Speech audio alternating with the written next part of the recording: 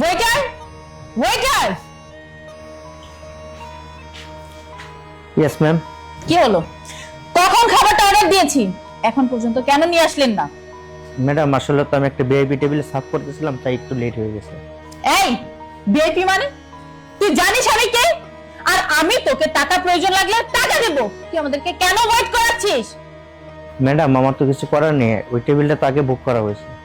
এই শোন, আমি এত কথা শুনতে চাই না। 5 মিনিটের মধ্যে খাবার যদি টেবিলে না আসে তাহলে তোর অবস্থা আমি খারাপ করে দিব। তুই জানিস না আমি কে? দিচ্ছি ম্যাম। দেখেছিস এখনো আসলো না।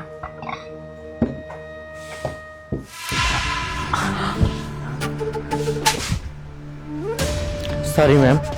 ম্যানেজার কোথায়? ম্যানেজার! ম্যাডাম ম্যানেজারকে ডাকবেন না, আমার চাকরিটা চলে যাবে ম্যাম। তোর চাকরি গেলে আমি কি করব? ম্যানেজার কোথায়? ম্যানেজারকে ডাক।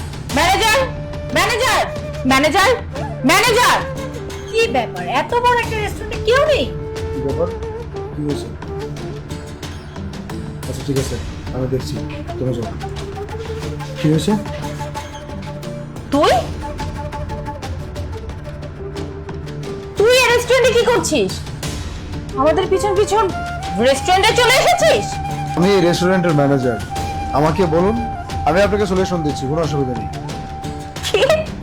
তুই এই রেস্টুরেন্টের ম্যানেজার?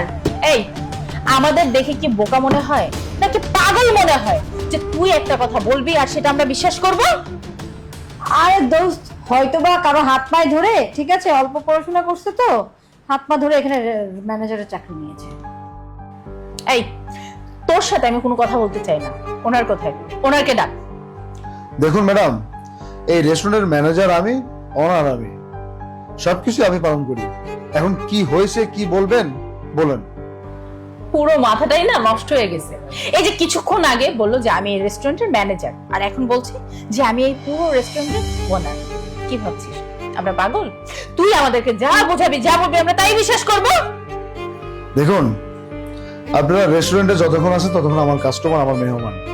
আপনারা যেভাবে আমাকে গালিগালাজ করতেছেন, আমি আপনার সাথে খারাপ ব্যবহার করতে পারতেছি না। প্লিজ আপনারা এই সমস্ত উল্টোপাল্টা কথা বলা বন্ধ করুন, আর যদি ভালো না লাগে এই রেস্টুরেন্ট থেকে বের হয়ে যান। হ্যাঁ সেটাই তো, এটা একটা রেস্টুরেন্ট দেখে এখন পর্যন্ত আমি তোর গায়ে হাত তুলিনি, জুতা খুলে তোর গায়ে মারিনি, না হলে তোর অবস্থা আমি খারাপ করে দিতাম।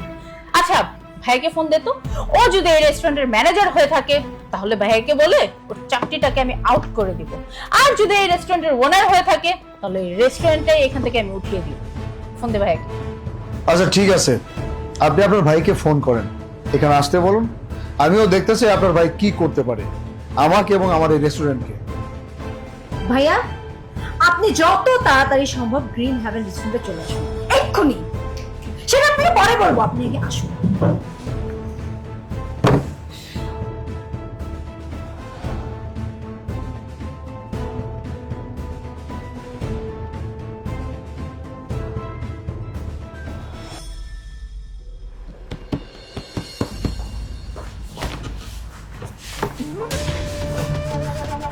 কি হয়েছে? ভাইয়া, এই ছোট লোকের বাচ্চাটা এখান পর্যন্ত চলে আসছে আর এখানে এসে আমাদেরকে অপমান করছে। কি রে, এটা সে ফকিন্নির বাচ্চা না? ওরা যে ওই যে ওই দিন মারছিলাম রে, ওই মান্দার পোলা আমার বইনে কি কইলো, তুই এই রেস্টুরেন্টের ম্যানেজার, তুই ম্যানেজার এলে তোর চাকরি অক্ষণ খাইলাম।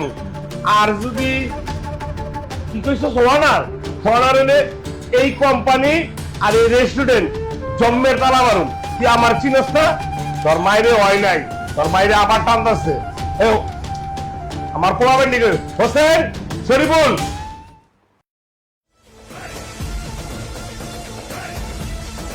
ভাইয়া, এটাই তো সেই ছেলে, তোমাকে আমি বলেছিলাম না যে ওই ছেলেটার পর আরেকটা ছেলে এসেছিল আমাদেরকে অপমান করে গেছে।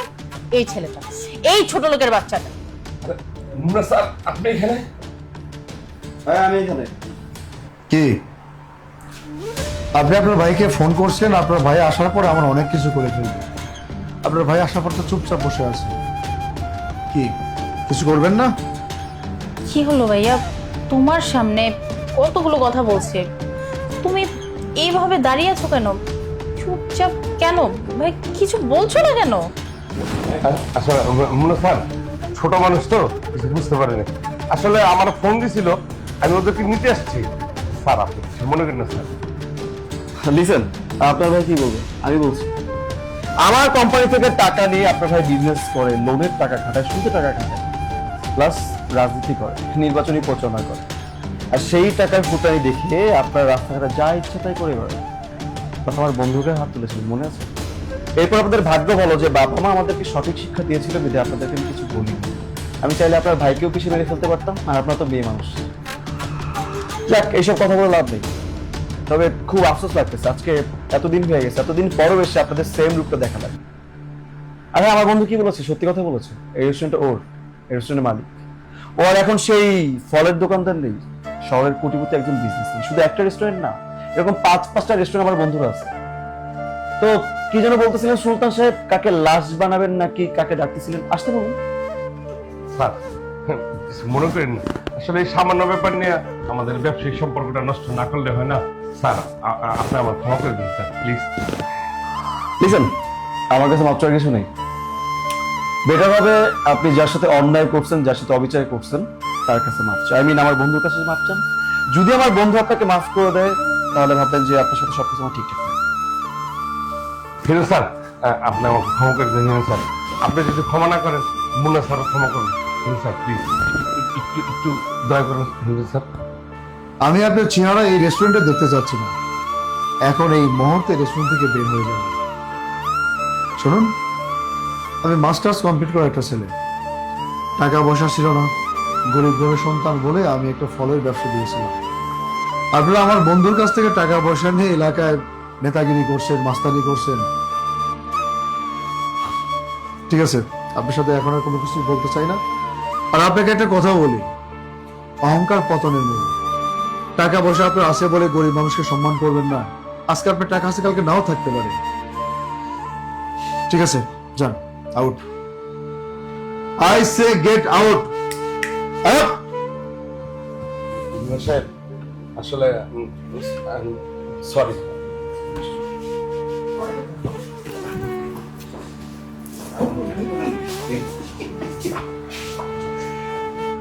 দেখ বন্ধু, আমি তোকে ঠিকই বলেছিলাম যে যখন তুই প্রতিষ্ঠিত হবি, এই মানুষগুলাই তোর কাছে এসে ক্ষমা চাই, তোর পায়ের নিচে থাকবে।